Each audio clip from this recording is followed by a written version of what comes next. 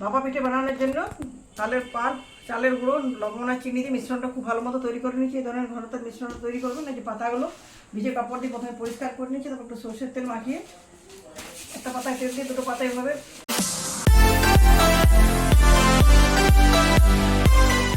নমস্কার বন্ধুরা, আমার চ্যানেলে আপনাদের সবাইকে স্বাগত জানাই। এখন যখন তাল পাকার মৌসুম, প্রচুর পাকা তাল পাওয়া যাচ্ছে। তালটা যেহেতু কিছু লেটে পড়ছে, এখন তালের আমদানি প্রচুর আছে।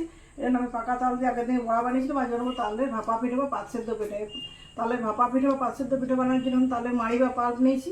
এর মধ্যে দিয়েছি চিনি আর লবণ। আপনারা গুঁড়ো অ্যাড করতে পারেন, কিন্তু বর্ষাকালে গুড়টা খেতে একটু বাজেই লাগে, গন্ধ করে, যেন গুড়ের পরিবর্তে চিনিটা আমি অ্যাড করলাম। তালটা যেহেতু মিষ্টি, চিনির পরিমাণটা কমে দিচ্ছি। আর এখানে নিয়েছি ছানাটা তো চিনি মাখিয়ে রেখেছি। আর শাল পাতা পিঠেটা বানাবো, দেখুন শাল পাতাগুলো নিয়েছি, এই গোটা শাল পাতা।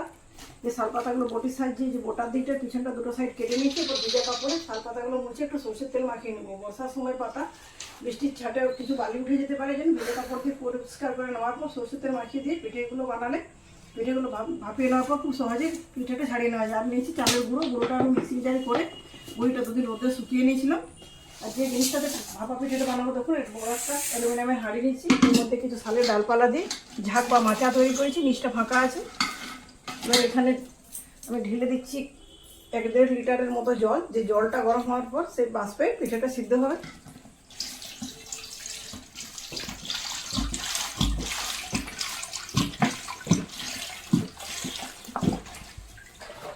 এরপর এখানে আমি শাল পাতা দিয়ে একটা বড় থালার মতো বানিয়ে নিয়েছি। মাঝখানে ফুটো করে দিচ্ছি। দেখুন এই পাতাটা হাঁড়ির ভিতরে সেট করে দিচ্ছি।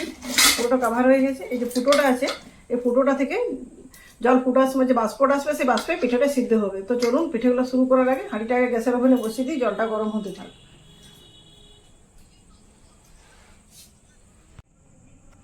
তো বন্ধুরা, চিনিটা যেহেতু আগে থেকে দিয়েছিলাম, মাড়ি বা পাল্পের মধ্যে চিনিটা মেল্ট হতে শুরু করছে। চিনি আর লবণটা এর মধ্যে খুব ভালো মতো মিক্স করে নিচ্ছি। মিক্স করে নেওয়ার পর যে শুকনো করা চালের গুঁড়োটা ছিল, তো মিক্সিং জারে কুটা গুঁড়ো। মিক্সিং জারের গুঁড়োটা একটু মোটা হয়, যেন তালের ভাপা পিঠেটা বানানোর সুবিধা হয়। খুব যদি মসৃণ হয় তালের পাউডারটা, সেক্ষেত্রে পিঠেটা বানাতে একটু অসুবিধা হয়। ঠিক মতো যদি মিশ্রণটা করতে না পারা যায়, সেক্ষেত্রে হয় পিঠেটা কাঁচা থেকে যায়, নাহলে ভেঙে যায়। এবার মেখে নিচ্ছি বারবার পুরো দিয়ে। আমি অনেকবার বানিয়েছি, যেন আমি খুব সহজে বুঝতে পারবো যে মিশ্রণটা পারফেক্ট হয়েছে। আপনি যদি প্রথম তৈরি করেন, ঠিকমতো বুঝতে না পারেন, সেক্ষেত্রে এই যে পাতাতে তেল দেওয়ার পর কিছুটা মিশ্রণ দিয়ে গরম তাওয়ায় চাপিয়ে দেখে নেবেন। যদি কিছুক্ষণ পিঠেটা উলট পালট করে পুড়ে নেওয়ার পর সহজেই ছেড়ে যায়, তাহলে বুঝবেন মিশ্রণটা আপনার পারফেক্ট হয়ে গেছে।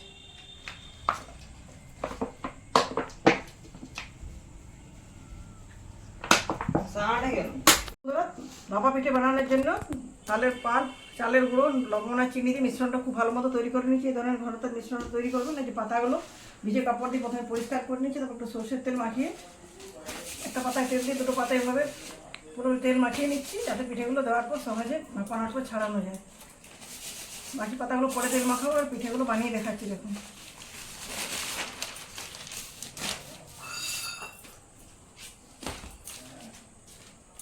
প্রথমে পাতার উপরে কিছুটা মিশ্রণ নিচ্ছি। এটা আপনি যেমন খুব পাতলা টাইপের পিঠে করতে পারেন, একটু মোটাও করতে পারেন, সেটা আপনার পছন্দ অনুযায়ী বানাবেন।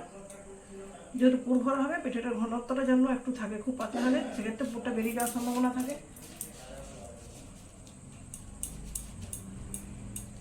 দেখুন বলুন, অনেকগুলো পাতায় মিশ্রণটা দিয়ে দিয়েছি। এরপর মাঝখান থেকে পুর দিয়ে দিচ্ছি ছানার।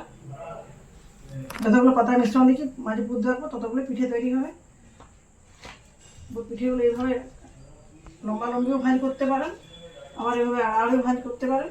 সমস্ত পিঠেগুলো তৈরি করে নিচ্ছি। আর হাঁড়িতে যেহেতু অনেকক্ষণ আগে জলটা বসিয়েছিলাম, জলটা গরম হয়ে গেছে, ভেপার উঠছে। ওই ভেপারের মধ্যে পিঠেগুলো দিয়ে দেবো, খুব সহজেই সিদ্ধ হয়ে যাবে। দেখুন হাঁড়িটা 30 থেকে 40 মিনিট আগে বসিয়েছিলাম, জলটা খুব ভালো মতো গরম হয়ে গেছে। দেখুন কতটা ভেপার উঠছে, ভিতর থেকে সাউন্ড পাচ্ছে না। এখানে দিয়ে দিচ্ছি যে পাতাটা দিয়ে দিলাম, ফুটো দিয়ে ভেপার উঠছে। এরপরে পাতাগুলো করে দিয়ে দিচ্ছি পিঠেগুলো দেওয়ার পর ঢেকে দেবো। এই পিঠেগুলো ভাপটা সিদ্ধ হতে থাকে, সেই সময় আরও কিছু পিঠে বানিয়ে ফিরে আসবো। এবারে খুব বেশি পিঠে দিলে পিঠেগুলো একসাথে সিদ্ধ হবে না, ভাপে পিঠেগুলো দিতে হবে। দেওয়া হয়ে গেছে, এগুলো ঢেকে দিচ্ছি। ধরুন আমার ভাপা পিঠে পুরোপুরি ভাপানো হয়ে গেছে। এগুলো প্রথমে জলটা আধ ঘন্টা ফুটিয়ে নিয়েছিলাম, পরে 40 মিনিটের মতো পিঠেগুলো দেওয়ার পর ভাপিয়ে নিয়েছি। প্রথমে যে পরিমাণ পিঠেগুলো দিয়েছিলাম, সেইভাবে 4 বার ওই ধরনের পিঠেগুলো দিয়েছিলাম। সমস্ত পিঠেগুলো একসাথে ভাপিয়ে নিয়েছি। ভাপিয়ে নেওয়ার পর গ্যাসের ওভেন থেকে আমি ফ্যানের বাইরে কিছুটা ঠান্ডা করে নিয়েছি। দেখুন পিঠেগুলো কি সুন্দর হয়েছে। প্রথমে হাঁড়ি থেকে পিঠেগুলো একটু থালায় নিয়ে নিচ্ছি, তারপর ছাড়িয়ে দেখাচ্ছি কি সুন্দর হয়েছে। দেখুন দেখুন বন্ধুরা, ভাপা পিঠেগুলো রেডি হয়ে গেছে। পাতা থেকে ছাড়িয়ে একটা প্লেটে আমি দিয়ে দিয়েছি, তার সাথে দিচ্ছি গাওয়া ঘি দিয়ে মাখিয়ে খাবেন, খেতে দুর্দান্ত লাগবে। যাদের কোনো হাই প্রেশারের প্রবলেম আছে তারা ঘিটা নাও খেতে পারেন। তো বন্ধুরা, আশা করছি আমার এই ভাপা পিঠের রেসিপিটা আপনাদের খুবই ভালো লাগবে। এই পিঠাটা যদি গলা পর্যন্ত খান তাতেও কোনো শরীর খারাপ হবে না।